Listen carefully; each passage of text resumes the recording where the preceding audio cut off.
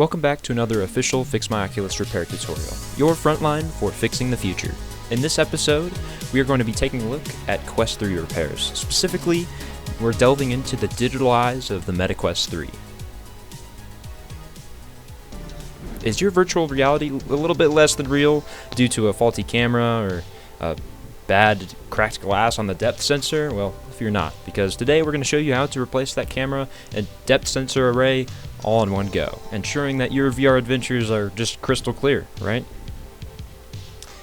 So right now I'm starting off by just peeling out, well, not really peeling out, but you got to go around the edge of the Quest 3 and hit all these clips, kind of just pull them apart. And I'm just going to use this metal spudger to very carefully pry these clips up. You'll hear a bunch of cracking and popping.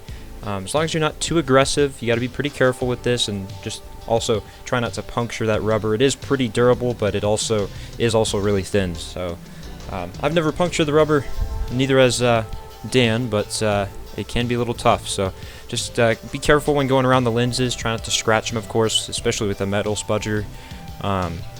There's a clip right here in the center that you want to just pop up with your finger. It's kind of tough to get on the first go. Now I'm going to go ahead and take out these housing screws around the edge of the lenses, and these screws hold in that front camera array, an entire front cover that holds those cameras and depth sensors on that camera array. So we're just going to take out each screw here, and most of these screws all are, will stick to your screwdriver as long as it's magnetic, but you'll see I'm going to switch to the 000 screw head here, just to get these last few on the bottom. But once we get to the front of the headset, you'll notice that there's a lot of non-ferrous screws, so make sure that you have a pair of tweezers, specifically like needle nose tip tweezers that you can easily grab and get in there with, so that you're not unscrewing a screw and having it fall inside the headset. You don't want to damage it. Be very careful when getting it open here. So you'll notice once you get those screws out from the bottom and the top all around, you'll make sure you have every screw out that holds that front part out. It'll pop up just like it did there. Excuse me. And then you'll see that you should be able to just get those two clips on the top. And it should come out pretty easily without too much hassle. If you're struggling to pull it out, you might have missed a screw, or just those speaker arms, so it's easier to work with here. And we're just going to go through and take off the non-ferrous screws here with the that hold on that Bluetooth antenna. Of course, we're going to grab those tweezers out.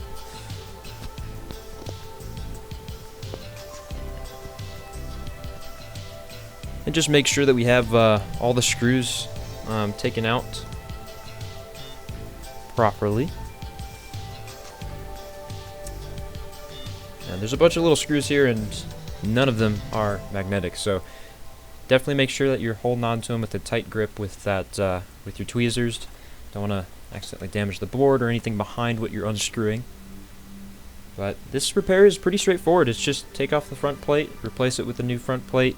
The cameras are kind of just screwed into the front of this plastic plate that holds the camera and depth sensor in, so it's easiest just to replace the whole thing.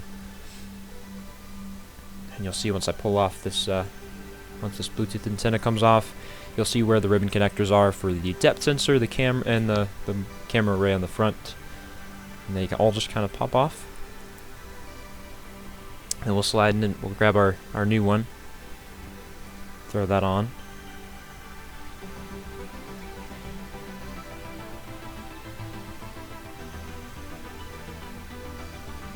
This is where you want to be careful not to break the ribbon cables. You're going to be pretty delicate.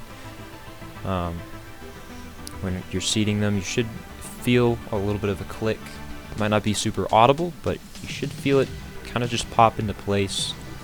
Make sure all of them are kind of solid there. Just Dan's going over here and just rubbing his fingers on them, just making sure they're all solid in place, and then we'll get that Bluetooth antenna installed over the top of them.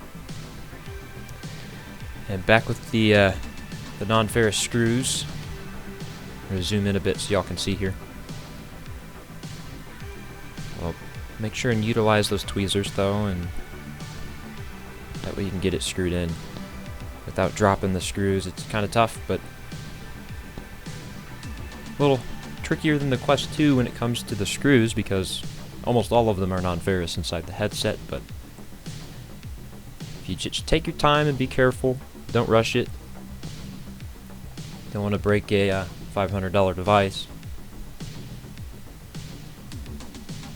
Just get all those screws back in and basically just, put it back together. Do what we did, but in reverse. Should be probably one of the easiest Quest 3 repairs that we can do.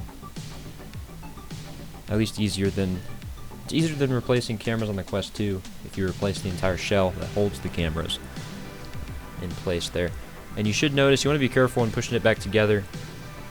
There's a ribbon right there that needs to be seated underneath that little lip. There we go. Now we got it in. I'm just doing a voiceover to make sure that I point out the things that could potentially go wrong in the repair, if y'all are following along with this video. And of course, whenever you do a repair like this, you want to keep track of the sizes of each screws and where they came from. There is a variety of lengths and types, so it is always helpful to get like maybe a mobile phone repair screw mat. They sell them on Amazon for super cheap. They also come with the cheap Strabetto screwdriver kits that we buy. So they're pretty inexpensive and they work pretty well. And they also, maybe we can get some up on the website at some point. But we do have a screwdriver kit that we sell as well online that y'all can check out on FixMyOculus.com. So feel free and give that a look. So now we're going to get that rubber face gasket back on. First you want to start with that clip in the center, just so you can get it into place. Adjust the IPD wheel, make sure that the lenses are all the way out. Gives you a little bit more headroom. It's a little easier to get the gasket back on. Dan's making this look a little easy, but it does take some you gotta fiddle with it quite a bit. Just push the rubber around, and those rings should just all click in. Look how seamless we made that look. Once you get it in the right spot, you kind of want to start from the inside of the lens out. It works pretty well.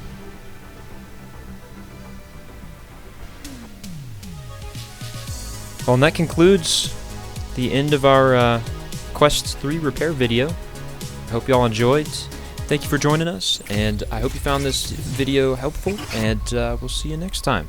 Have a great rest of the day, y'all.